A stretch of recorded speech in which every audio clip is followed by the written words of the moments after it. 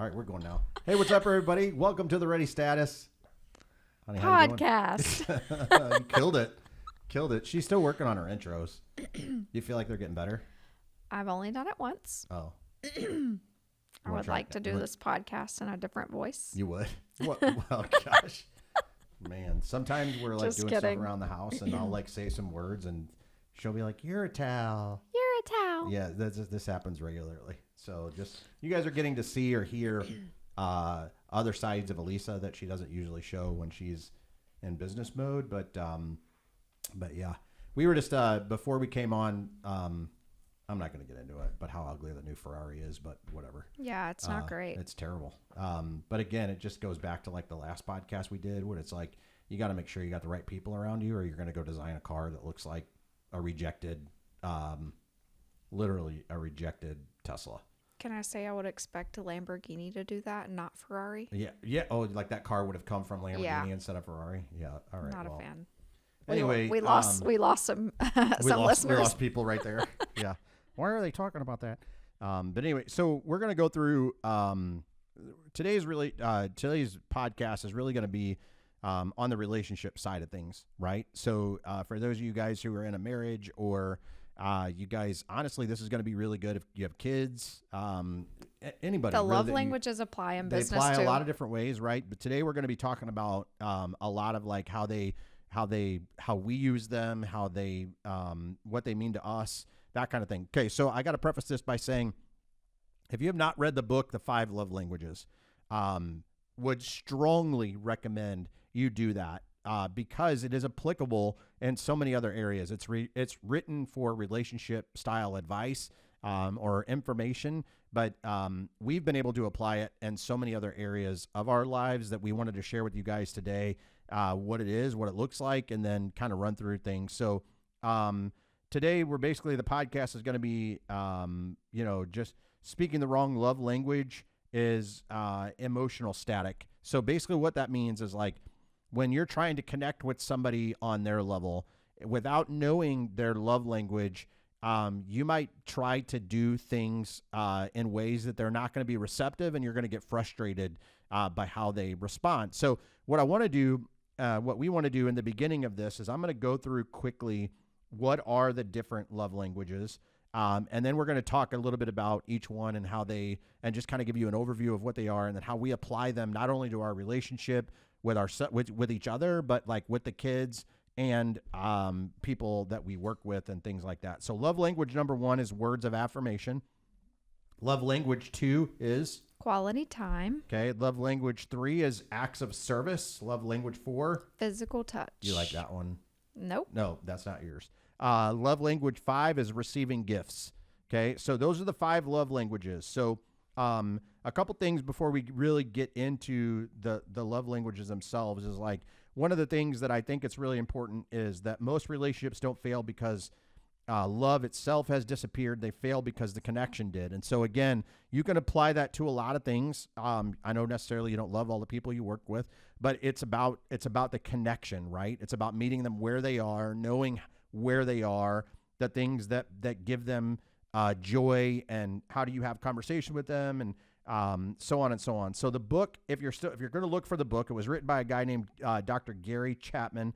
And the core idea behind the book is that people primarily receive emotional love or emotional feelings in different ways. Not everyone interprets stuff the same way through the same lens. So it's really important that the intent you might have in communicating with people or giving them what they need does not always equal the impact you want it to have. And so we're going to give you guys a lot of examples of that today. For example, let's just get right into it. Okay. So the first one is words of affirmation. That is both mine and Alisa's love language, primary love language. Now, you could have more than one love language, and that's really important to also remember. But my primary one and Alisa's primary one is the same. So what I was saying at the beginning, if I go to Alisa and I'm like, "Hey, I bought you a car," she's going to be like, "Neat." That's literally, I have bought her cars and I've been like, "Hey, it's a car." And you're just like, "That's great." And can you tell me why you bought it for me? Yeah, That's what I want to know. Right. Like, what did I do Give me some words. Give me some words for right? why you bought it. So the difference is like what you're saying.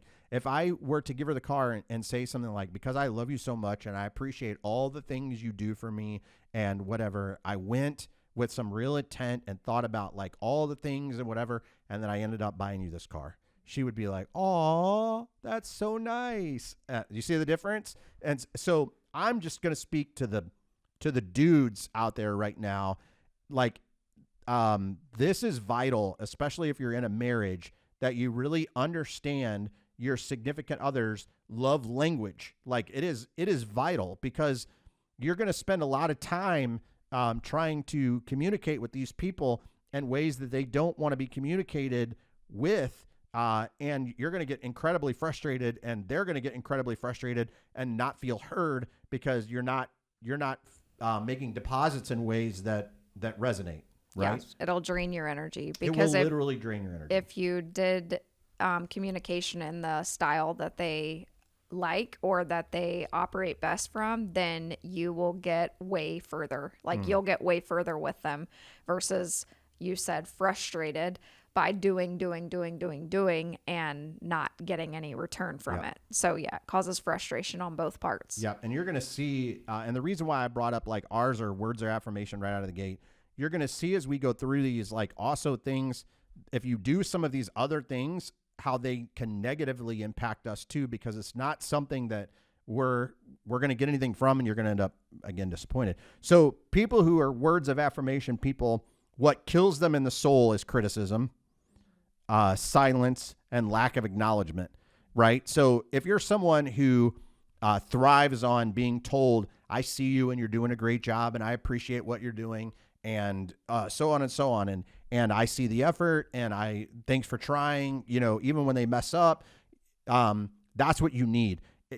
If you go to someone who has words of affirmation and you're like, you could have done that better, I mean, you might as well literally just pull a knife out and stab them right in the chest.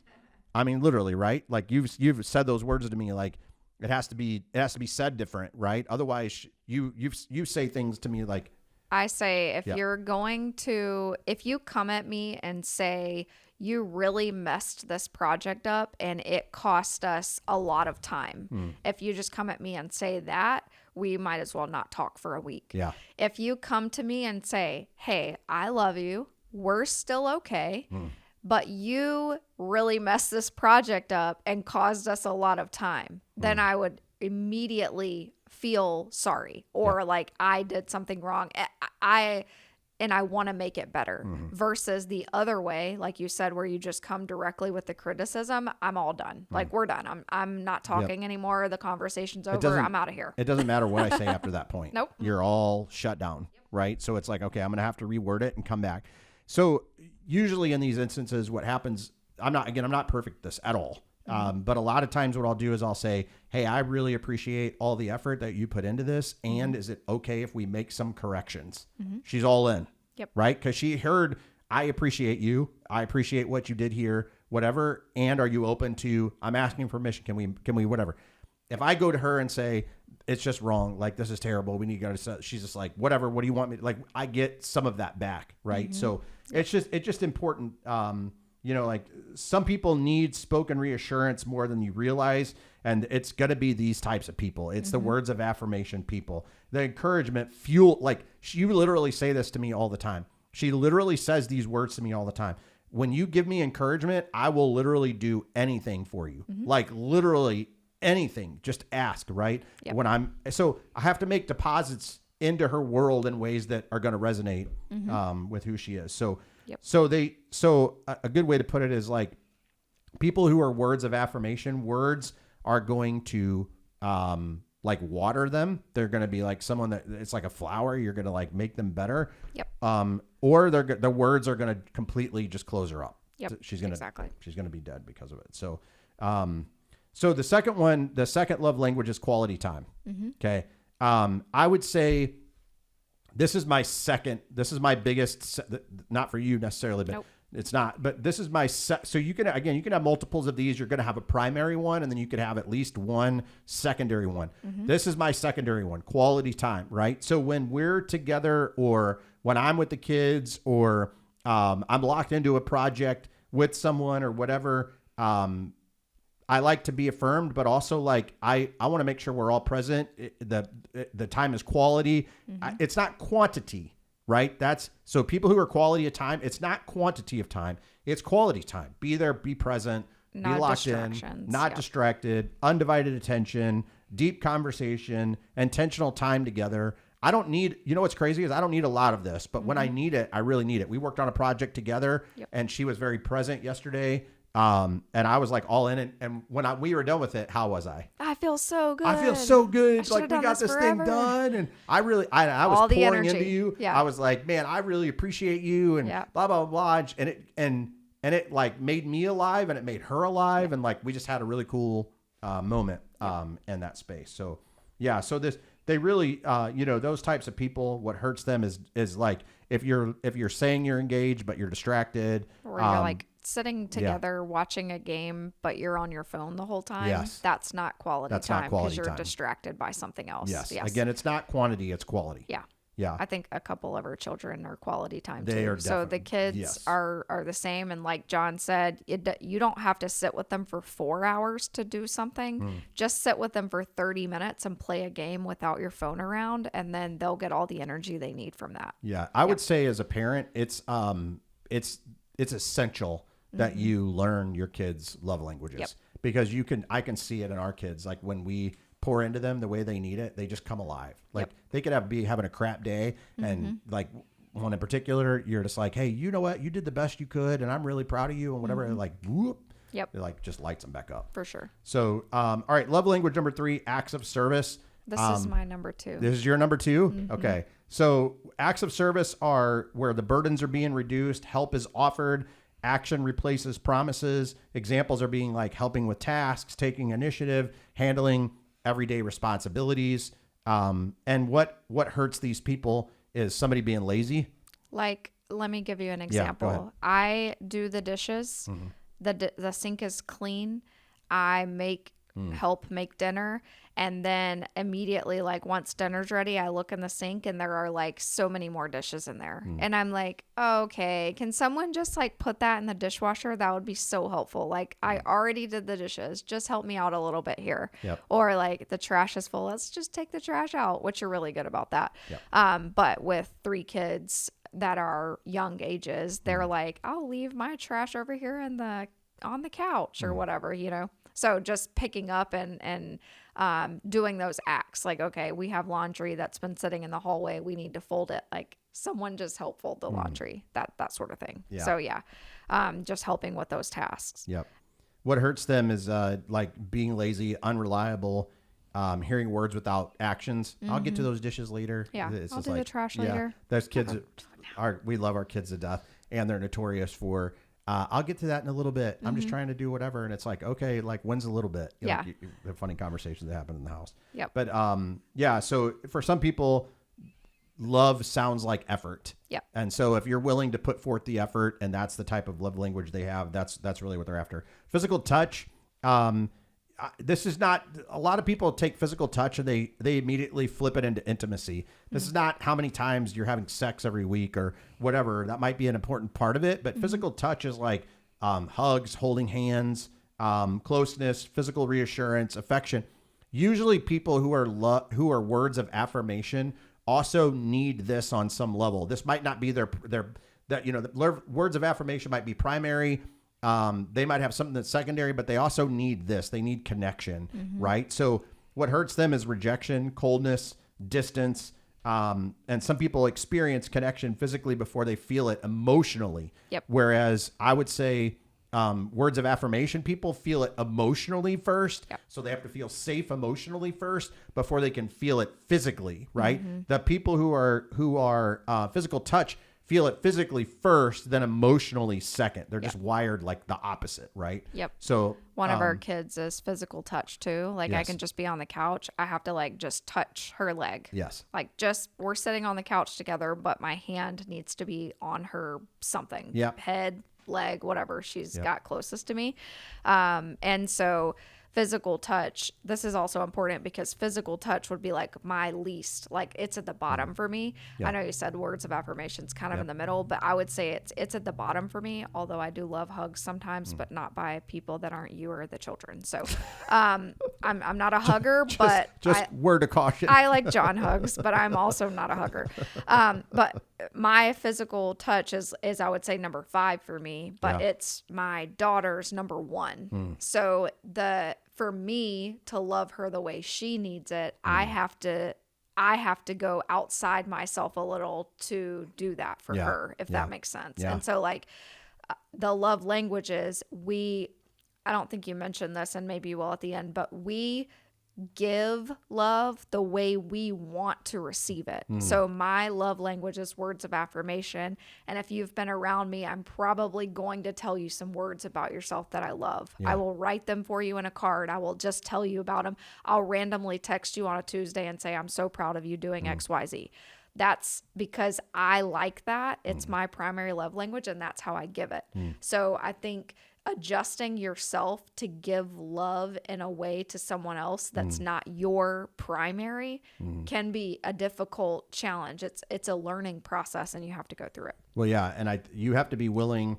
And yes, we will get to this and go deeper into this in just a second, but it's like if you want to be loved how you want to be loved or cared for the way you want to be cared for, you also have to go to people and understand how they need that too, right? And be willing to give it to them first, and then also not expect them to figure out how you need it, but to communicate how you need it. So just like we talk about on all these podcasts, you have to have enough self-awareness and really reflect back on yourself. Like how do these apply to me? Right. And then be able to go communicate it to people in a productive way. Yep. Like you need to tell me that I do a good job because that's my love. That's not productive, right? So it has to be communicated in a productive way. It's a process, Love language, last one, receiving gifts. It's usually not material stuff. It's more like how thoughtful were you with it? How intentional were you with it? What's the symbolic meaning behind it? So these are like things where it's like, I thought of you when I did this, right? Yep. Now I will tell you, there's definitely been times where like we've talked about this before, where I've like given Alisa stuff and I was like trying to be really thoughtful, but I have to know going into it, that's not her love language, right? So I set myself up for expectation. If I'm like, why didn't you be like, oh, wow, that's really great, blah, blah, blah, blah, blah. It's not her love language. So she's like, thank you for thinking of me in this way. But she doesn't say that's not my love language. She just usually is like, thank you, I appreciate it. You know what I mean? But I don't get this like roaring reaction out of her, right? Yeah. So it's the same thing of like, like when I bought her a car or whatever, I don't get this like big, huge reaction regardless of whatever, because that's not her love language. Right. So for me, I like receiving gifts. It's not my primary love language. But if you ask my kids, they're like, oh, I really thought about what I was going to get my dad, and my dad opened it and he was like, cool. Yeah, exactly. Right. That's how I am. So like, oh, that's great. They're not going to get that out of me. I was the same when I was a kid too. My parents would be like, you don't like what we got you? Like, this is exactly what you asked for. You don't like that we got you this? No, I actually like it. I'm really happy and excited inside, but I'm not like outwardly emotional about it because it's not the thing I love. Yeah. But give me a handwritten note and I will literally cry my eyes out probably. Yeah. So yes. That is very good. So I want to talk to you for a couple minutes about the love languages. So how do they apply outside of marriage, outside of the kids?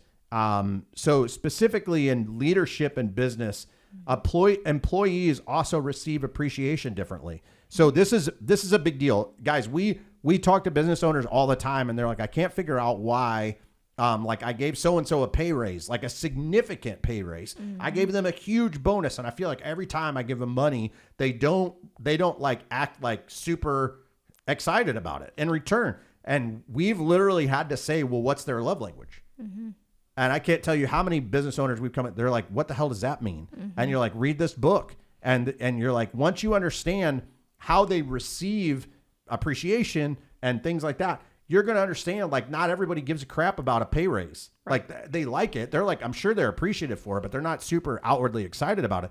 But what they would give a crap about is if you gave them an award in front of everybody and told them how much you appreciate everything that they do inside the company and whatever, that would hit them so much harder than an extra $50,000 at the end of the year. Yep.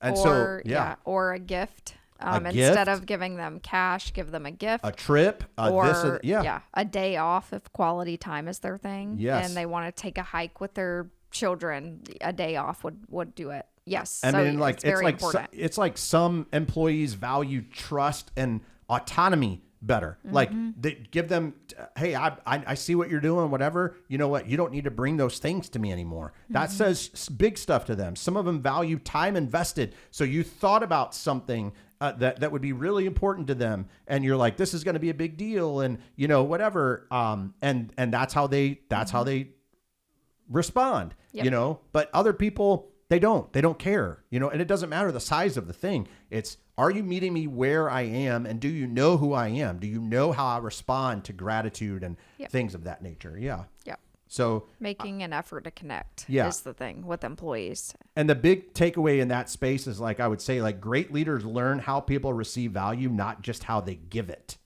Right. So that's huge. Like, part of being a great leader is learning how people receive it and not just how you give it. Yes. Right. I've literally watched guys where they're like, I gave them a big bonus. I gave them an award. I gave them a whatever. And it's like, yeah, but maybe they just needed a high five, bro. Yeah. Like, seriously, it's crazy how like people just, put that off, and they're like, but they don't realize how big of a deal it is. So a couple things, common mistakes people make when it comes to love languages, they just assume that they know what your love language is, and they don't actually know, and they never stop to ask. Weaponizing love languages is not acceptable in our world. We don't do that. Basically what that means is, like, well, you're saying phrases like, well, it's just how I am. Right. Like, that's not acceptable. Using love languages transactionally. So what that would look like is, if I give you words of affirmation, I were to give Alisa words of affirmation in exchange for something else. Like, I knew, I'm going to get something if I give you some words of affirmation. Thinking love languages eliminate deeper issues like trust, respect, maturity, accountability. All of that stuff still really matters. So, okay. So here's some questions to learn someone's love language or start to think about some things. So what do they, this is actually really interesting, but what do they complain about the most? No one did these dishes. No one picked these things up. No one tells me they love me. No one tells me how much I did here. You didn't put much thought into that gift. Right. Exactly. Yep. Yep. What do they request repeatedly? Can you help me with those dishes? Yeah. Can I just get a hug? Can I? Yeah. How do they naturally show love? These are all ways to tell what their love language is. What makes them light up emotionally when you do it? Yep. What wounds them most deeply? So something to think about is, people often reveal their love language through what they long for. So what they long for is what they often reveal it. So Alisa, you just said that. Like, I give people words of affirmation all the time because you like the words of affirmation. Yep. You give how you receive love. Yes. There's also, you can go online and take the love language quiz if you have a few extra minutes, like 5 to 10 minutes. There's a simple quiz online that you can take and figure out who you are, or what you probably have an idea based on what we just talked through of how you receive love the best. But there is a quiz that you can take online too. Yeah. So given the fact that there's a book, some of you guys might be like, so why are you going through it if there's a book? We talk about standards all the time, right? This is a standard for us, right? Like, we know each other's love language. We know what our kids' love languages are. When we have employees or we're working around specific people, we want to find out what their love language is, because we want to appreciate them or give them what they need in their own way. I know we use the word love, but that doesn't necessarily mean that, like, I'm working with an employee, so I got to show that employee love. I got to meet them where they are and show them appreciation in a way that matters to them.